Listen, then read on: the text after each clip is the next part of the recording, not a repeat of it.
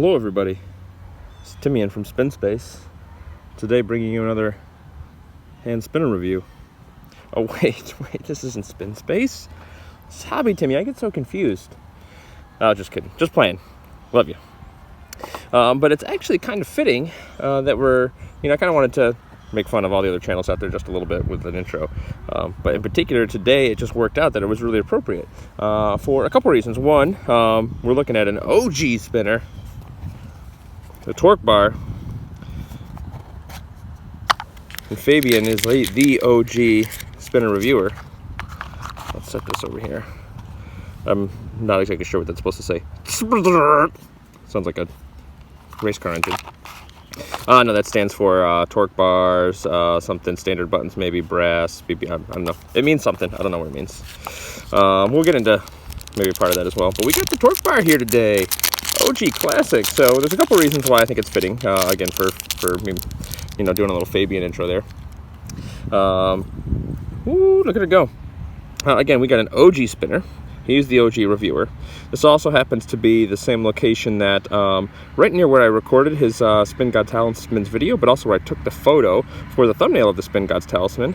And then when we get into buttons, it's going to make even more sense. So here we are with the Torqbar. Let's get some nice up close looks at it. And we got the sun in the wrong direction here. That's going to be a pain to try to reset my camera here midway through. Should we do it? Let's try and do it, y'all. Because we want to get the sun the right way. Oh, you see my book bag? Oh, and a PBR down there. Let's leave the PBR down there. I think that's appropriate for Fabian. I feel like he would enjoy a PBR. I think he does. Let's see if we get that just right. It's hard to get this set up right, so I can still have some nice little background here for you. So, stupid tripod.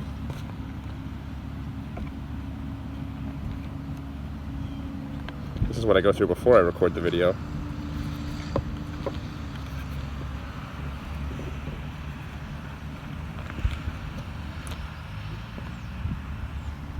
We got the shadow of the tripod in there. There we go. But now we can see the spinner better. So thanks for sticking with me through that.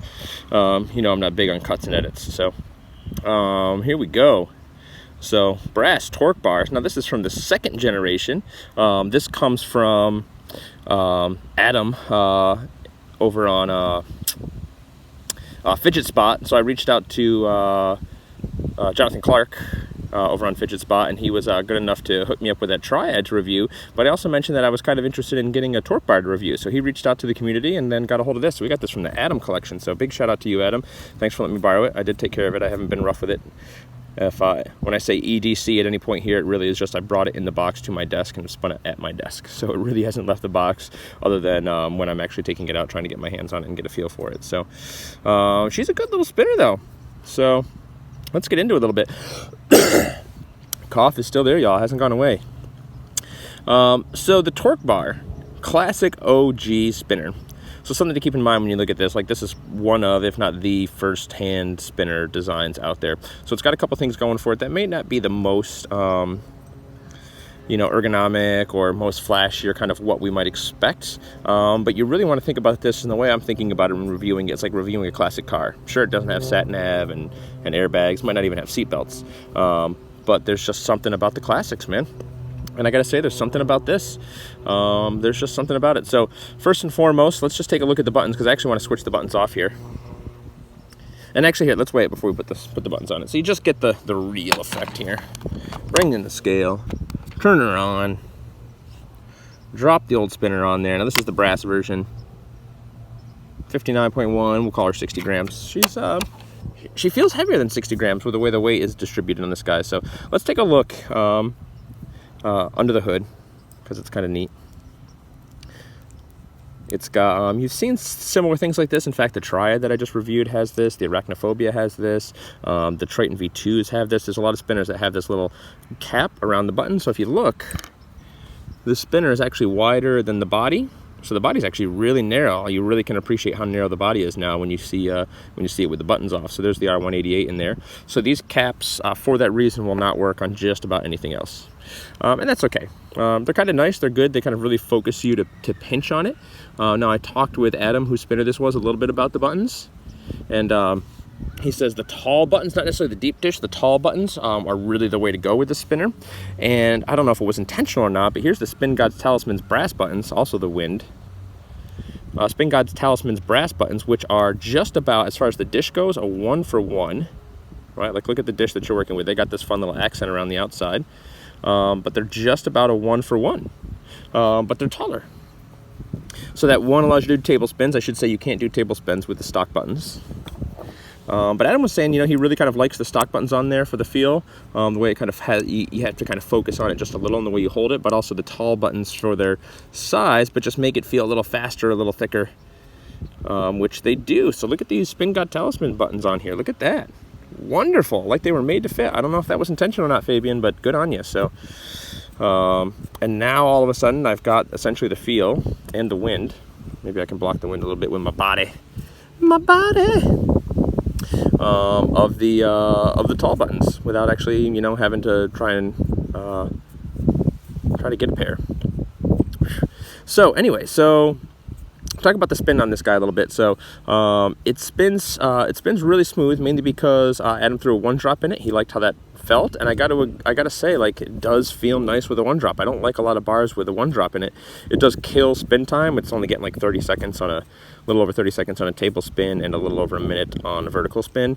But obviously I'm not about to slam new buttons or new bearings in this, and we know it can get better spin times than that. These guys are known to have some pretty decent spin times, all things considered, with the right bearings, and 1-drops vary quite a bit. And if he's had this one in there a while, the spin times are going to vary from 1-drop to 1-drop, and as you use a 1-drop, they're going to fluctuate quite a bit. So it's got the nice Infinity stamp there. One thing before we keep talking about the spin, Torqbars, maybe more than any other company except Zero Feud, seem to have just so many different iterations and versions and subtleties. You know, a stainless steel stubby, for the most part, is a stainless steel stubby. You've got Torqbars from, you know, generations and run numbers where they have slight variations, slight differences. You got the Infinity stamp, you've got no stamp, you've got the scam stamp, you've got multiple scam stamps. Scam, I should say, is sort of like the tag for Scott McCoskey, who you know, invented the, you know, what we can probably call as the godfather of fidget spinners. You know, so Scam, SC is for Scott. A in the middle of Scam is actually just a star and doesn't really mean anything, and then M is for his last name, McCoskey. So just to kind of put that out there. But these, again, like I was saying, more than others, seem to have so many different subtleties in the runs, and people looking for this version and that version, and I want to get this generation off this run, made on this day. I'm exaggerating just a little bit there, but I tried to look a lot of that info up to see what the differences are, and, you know, what they're making now versus what they were making then. And again, this is a second generation. What are the differences? And it's really kind of hard to find that information. There is a good website called Torqbar.info that has it seems like it has a little bit of that info, but there's a lot in there, and I just didn't have the time to go through everything on there. So I'll link it down below if you guys want to check it out. But it's a good little spinner, and it seems like it's you know, it's a classic, and it's a classic for a reason. So. But in spinning in hand, yeah, we were going to start talking about that. So it's got kind of that peanut shape, you know. I think when the Nautilus first came out, a lot of people thought the Nautilus looked like, you know, the Torqbar, and just at a real quick profile glance, you go, yeah, that's the case. But I mean, the Nautilus is like 3 times the size and like twice the weight, and it's a massive beast. So everything here is rounded. It's nice and smooth. It's got a nice. This is probably a. I don't know if this is a brushed, media blasted stonewash finish. It's kind of like a mix of all three, but it's got a nice feel to it. I really like the way this feels. I like the way it flicks in hand. The feeling of these weights, having all that mass on the outside, is somewhat reminiscent of a Grave Raven. They really focus it out there with as thin as the body is, but have no cutouts here. They do have the cutout here, and it does come with a key ring and a sticker, if you're that sort of person, so you can throw the little key ring on there if you want to, you know, EDC it, like literally EDC it. And I think these guys, honestly, as much as I wouldn't want to get a Torqbar all banged up for what they cost, I think the Torqbars, this one even has just a few, like 1 or 2 real minor nicks, I'm sure, just from use, and they're super small, but they just have such great character in brass when they're just kind of like little nicks and little marks, ding marks, and really good brass. So, yeah, like, you can hardly see, like this right here, and in person it's really difficult to see, but I don't know, there's just something about character in those little marks that brass gets from use. I think carrying this on your keys, you could get a real nice, I use my shit stonewash, as Ben would say. That's the average Singaporean. For you guys who don't know, we're on a first name basis. We're kind of tight. Sort of, not really. But anyway, I'm all over the place today, aren't I? But it's a review I'm kind of excited to do and have out there to have the classics. So, would I recommend anybody getting this one? For a serious collector, absolutely. You got to have a Torqbar in your collection.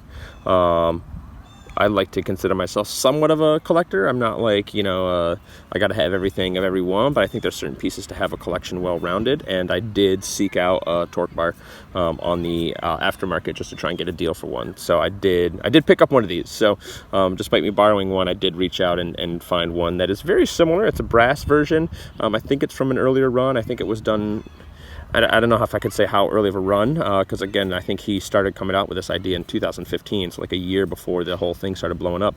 And I think the one that I ordered was from very early this year, like January or February, so I'm not sure what the runs are like in terms of what generation that is. If someone knows, feel free to tell me. But yeah, instant classic. It feels smooth, it's got a good weight. That bar judder, Judder, for the Torqbar isn't that bad. Again, I know that's part of the reason why Adam threw the 1-drop in there, is because it gives it a little bit less of that feeling. So it's a good fidgeter, especially with these buttons where you're not worrying about bumping into your fingers. If you really like the pinch grip, the stock buttons are probably going to be fine.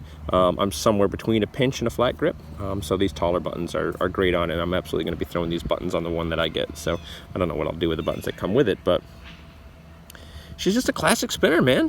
Like, this is what it's all about. It feels like, we're not that far into the game, but it does. It feels like history. It's like a Ferrari Daytona, right? Like, sure, an Enzo's going to shit all over it, but, it's a Daytona, man. So this is it. This is the Daytona. This is the classic. We got the wind and the sun and the shade coming and going. Trying to ruin my sweet review of the Torqbar. But a little patina in there, but that's all right. Yeah, this has a patina too much. It's pretty much in the... Oh yeah, that's what I was really trying to show you. See some of those scuffs along the surface?